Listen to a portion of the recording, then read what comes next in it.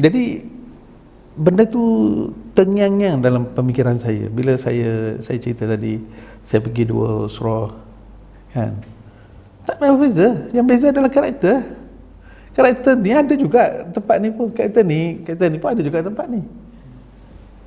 Jadi bila kita orang bisnes, bila kita ada keadaan di mana kita perlukan bantuan daripada orang lain, contohnya saya ada buku, tiba-tiba orang datang cari buku yang saya tak ada. Kalau Cina, dia tak apa, saya boleh cari. You datang lagi 1 jam, dia boleh cari tempat lain. Tu Cina berniaga. Saya belajar dengan Cina.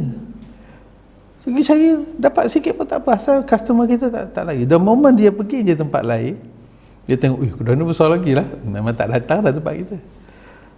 Jadi ini yang bagi saya satu benda hikmah yang hilang daripada diri kita, iaitu kenyatuan.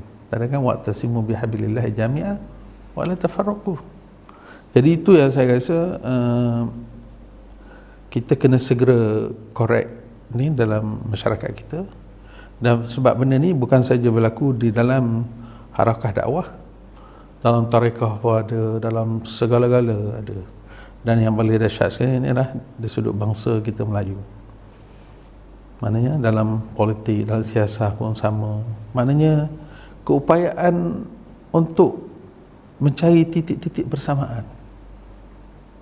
Ini memang merugikan. Maknanya carilah ilmu mana sekalipun, tidak ada perpecahan yang menguntungkan.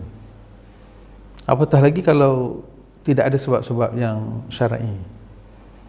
Tapi ini yang paling susah. Sebab tu saya kata ego seorang pemimpin mengorbankan, seorang pemimpin ego dia mengorbankan ribuan anak buah, potensi-potensi yang ada. Ini yang kita kena segera korek. Dan yalah, tak perlu masa pun. Kenapa penuh az-zaman juz'un minal ilash tu? Saya terima hakikat tu, tapi